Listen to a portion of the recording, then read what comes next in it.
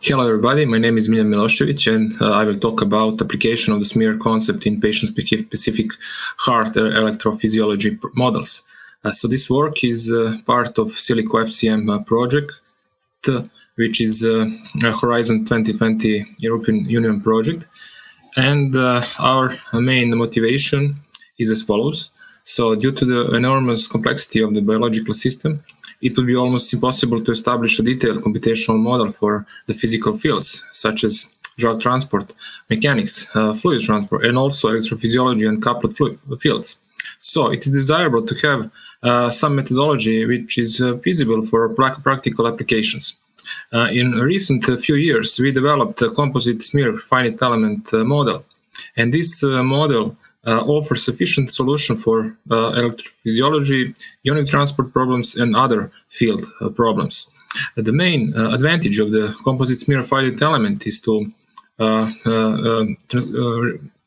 convert discrete transport, which is approximated by 1D finite elements, into a continuum framework. So the schematic of our composite smear finite element is presented on this slide. So on figure A, you can see a detailed model of tissue which is composed of cells and also extracellular space, fibers within extracellular space, and also within the cell we can have organelles. So this detailed model can be using some formulas and equations can be transformed to the smear, the continuum model which is shown on figure B. On figure C, you can see how connection within this model can be done between domains. So we introduced some connectivity elements which are connecting, for example, extracellular space and cells. And for each of the compartment, we have part of the volumes they occupies, and also this is given as RV, which is volume fraction of the domain. On the other hand, this general procedure can be applied to electrical fields. On the figure, this figure and the figure A, you can see schematic of the nerves and also cells. On this figure A, you can see 1D finite element along the fiber, and the main goal here is to, on this very complex neural network, to project 1D elements and to model all this network by 1D finite elements. On the other hand, on the figure B at the right, you can see one cell, and of course, cell is interacting with surrounding, with the extracellular space. And on this figure, you can see all the currents which are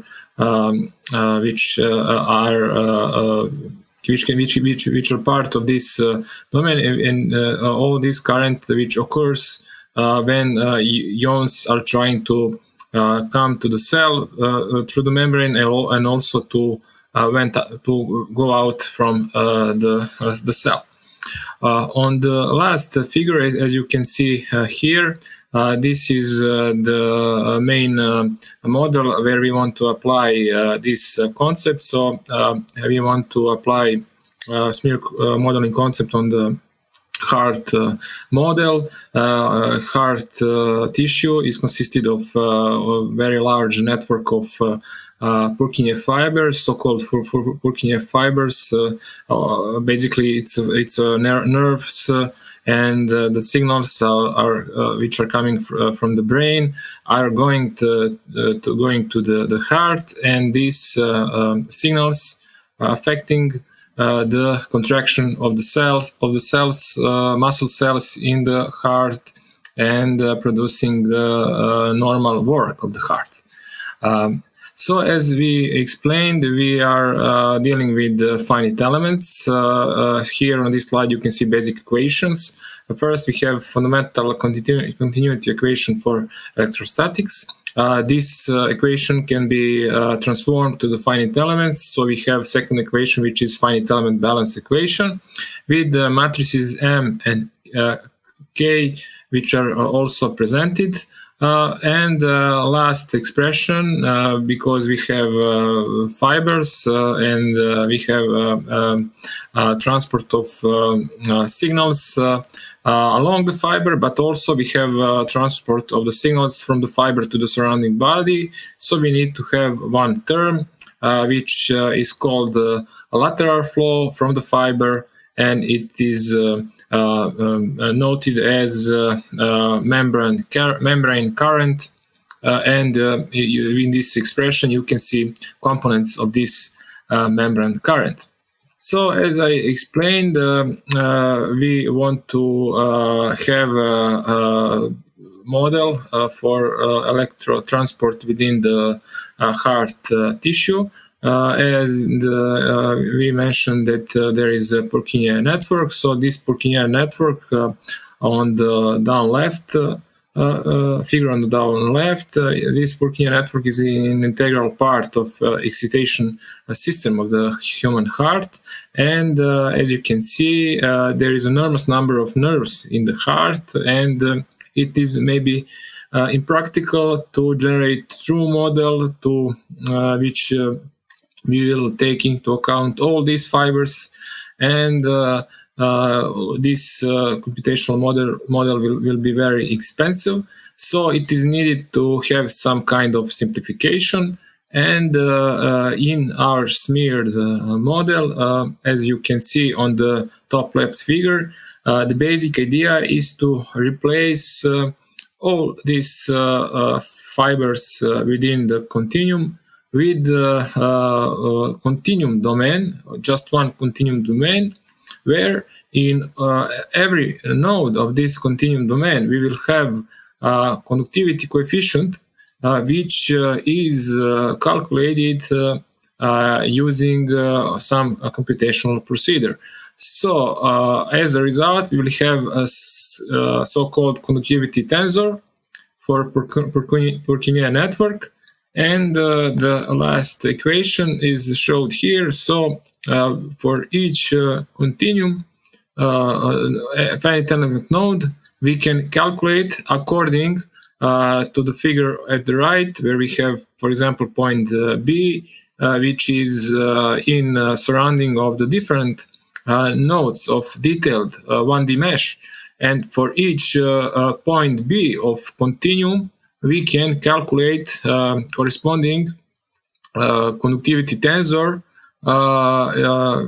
according to this surrounding red dots. So the basic idea here is to have conductivity tensor within simplified continuum domain, which can be used and which will give the same results as a case where we use this detailed mesh of 1D nerves network. On this simple 2D example, we take one fractal from the paper Costabal et al. And we projected this fractal network of Purkinje mesh on our representative 2D domain, represented on the figure B. And using a procedure from the previous slide, we calculated conductivity tensor. So figure B, where we have detailed model, can be replaced with figure C, where in figure C we have equivalent tissue domain, equivalent in which means that we don't have to model all this 1D fiber network, but we can replace this complex 1D network with equivalent continuum domain in which we have conductivity tensor for every point, every node of finite element mesh. And in this example, we showed that if we accurately calculate conductivity tensor, as you can see from figures at the right, a detailed model, and the field of electric potential within the detailed model is the same as field of the potential within the smear model. And also, as you can see from the diagram on the down right figure, electric potential within the continuum and also within the detailed domain is approximately the same. So this is the proof that smear model can be used instead of detailed model. So the next step is to project this fractal Purkinje mesh network on the domains, on the models we generated from the images. So as I said, we are using procedure from the paper Costabal et al. And the source code is available on the internet. So we used this open source code, and using this open source code, we projected this complex Purkinje fibers network at the inlet borders of the left and right ventricle of the human heart. And the next step, of course, is to somehow use this smeared modeling concept. So, of course, it is not practical in computational model to use this detailed finite element, this detailed 1D network. So, in order to appropriately take into account this network in our composite smeared finite element, we generated additional layer of uniform 3D finite element mesh. So, this is how the procedure looks like on figures A, B, and C. Especially on figure C, you can see this uniform 3D finite element mesh. So within this thin layer, which mimics the Purkinje network, we calculated conductivity tensor based on the previous fractal network, which were projected on the inlet borders of the heart. So as a result, we have fractal-based Purkinje 1D network, which can be projected on 3D real model of the human heart. So to conclude, our purpose is to have patient-specific models. So in order to do that, we need to use procedures cases 1 and 2, which are shown on figures at the bottom.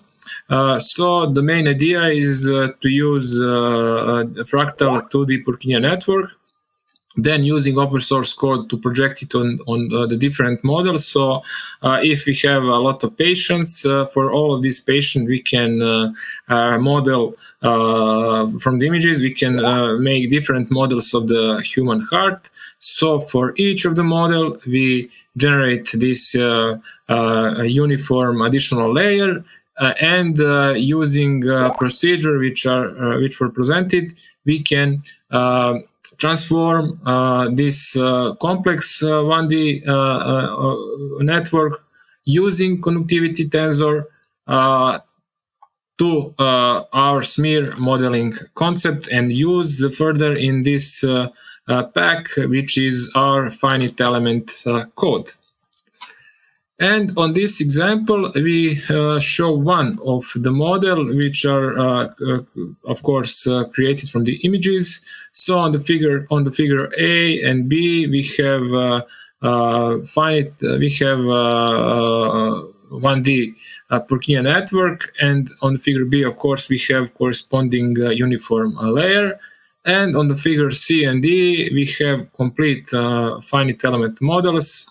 On C, we have a detailed model with including every 1D nerve of Purkinje mesh. But on the figure D, we have, as you can see, we have this additional uniform layer, which are replacing the Purkinje fibers. As input, we have input function of electric potential, and it is shown on this diagram. And here you can see results. As you can see on these figures on the right and also at the bottom left, we have comparison of the detail and the smear model for different time moments, and you can see there are agreement in the results. So smear model with this additional uniform layer will give the same results as detailed model. Our next step is to use this procedure in coupled electromechanical models. So as a start, we generated this simple 2D model, which can be shown here. So for this simple 2D model, we can have detailed configuration with detailed cells and organelles within the cells. But on the other side, we can replace the cells with compartments modeled by composite smear finite element. And if we have input function of electric potential, also from O'Hara-Rudy model, we can get different membrane currents. And these membrane currents, which will produce the different concentration of calcium. The calcium is responsible for the contraction of the muscle cells, and on these videos you can see how the contraction looks like for detailed and also for smeared model. And you can see that there is very similar behavior, which means that composite smear finite element can be used to replace detailed model. Also on this figure, you also can see comparison of result for detail and smear model. You can see on the left, you can see displacements, field of displacements for different time moments, and on the figure at the right you can see differences if in electric potential. At the bottom you can see two diagrams. We have shown comparison of concentration change, concentration of calcium within detail and smear model. And also we show the contraction and comparison of contractions within detail and smear model. So as you can see from these results, concentrations and contractions are approximately the same for detailed and smeared model. So to conclude, within this work, we developed the multi-scale computational models for multi-physics. This model is very simple for implementation and can be used for within non-computational environment. And of course, accuracy of presented methodology is shown and tested for various 2D and 3D examples of hard tissue within Purkinje fibers. Of course, applicability is shown on detailed model and complex model of real human heart. So to conclude, using this methodology, we can accurately predict transport of electrical signals for the virtual repository of the patients created by not just our, but any other modeling software. So thank you for your attention.